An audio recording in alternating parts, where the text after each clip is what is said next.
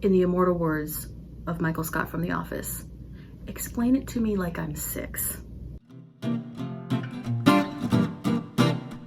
Hi, my name is Emily Maiden. I am Assistant Professor in Political Science at the University of North Florida, and this is my virtual office hours channel.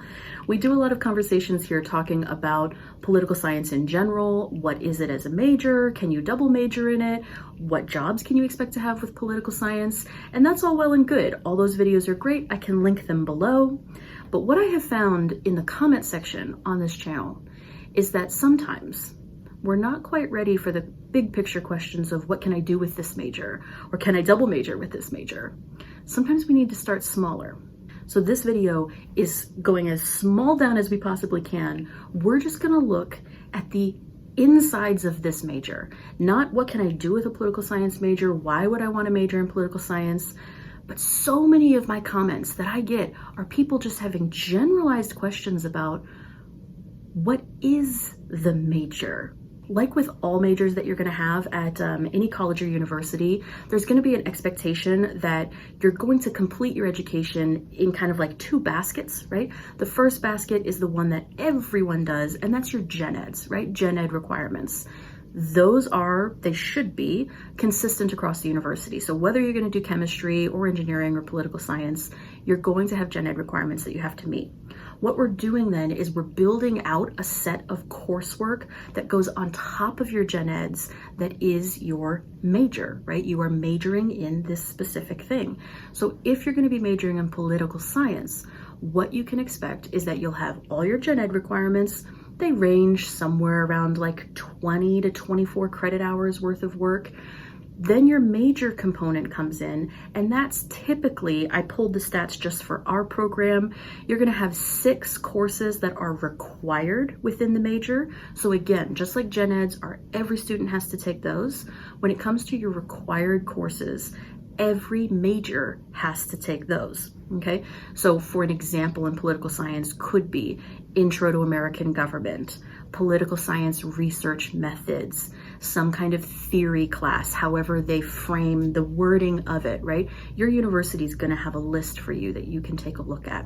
You will have those required courses. Every single political science major will take them. Then on top of that, with every major that you can imagine, there's going to be an opportunity, a breathing space for you to take electives. And that's where you can start to get into things like specializations within your major. So within political science, here at the University of North Florida, you could be a general political science major, right? That's where you take your generalized courses, you take your electives, you do a smattering of electives from all over, and you just get a general degree.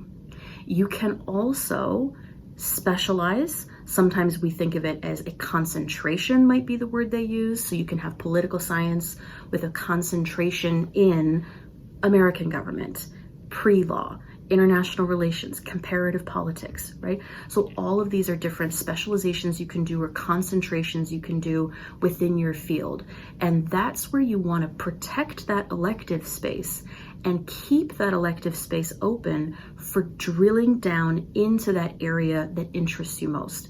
So if you're most interested in foreign policy, diplomacy, international relations, then save that elective space for taking those kinds of classes, those political science electives.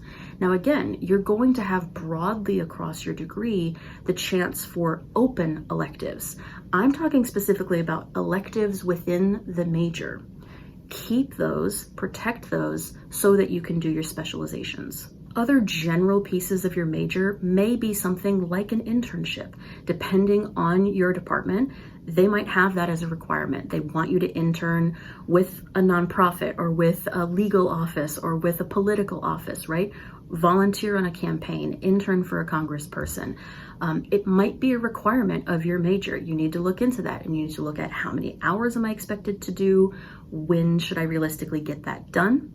You can also think about things like honors within your major, or how, if you're wanting to graduate with something like magna cum laude or summa cum laude, you might need to look at how do I get that done specific to my major. It may be that one of your requirements, this wouldn't be major wide, but it would apply to you if you want majors in your department, is you may need to do a senior thesis, or some kind of capstone research project, that's going to be a specific requirement for you specifically, not every major, because not everyone wants to graduate with honors in the department or magna or summa cum laude for the university. So that can be something special that you sometimes need to think about, that it might determine a specific class you have to take, an internship, a research credit hour that you have to have if you're wanting that specific thing. Always ask your department, always ask the advisors. They will give the best information for you so that you know exactly what you're looking at. I hope this kind of a video is helpful, where we're not talking about the big picture, what do I do with it, and really just focusing on the what is it, right? What is a degree in political science? All departments are going to be slightly different in terms of exactly what classes they require, but in the same word, they're all the same too, right? So no matter what the theory class is called, there's going to be one. No matter what the intro level American government class is called, there's going to be one. One thing that you can do if you're really committed, you know you want to do political science and you want to dive in with both feet, is if you're a high school student, think about getting some of those earlier credits, those 200 or 2000 level, those intro level classes. Get those out of the way with AP credits, with dual enrollment credits, so that you're freeing up that much more space for you to really engage with concentration specific things and having more space for electives. If you can come in with some of those credits out of the way, you're opening that much more space for you to really get to explore some cool topics in your higher up classes.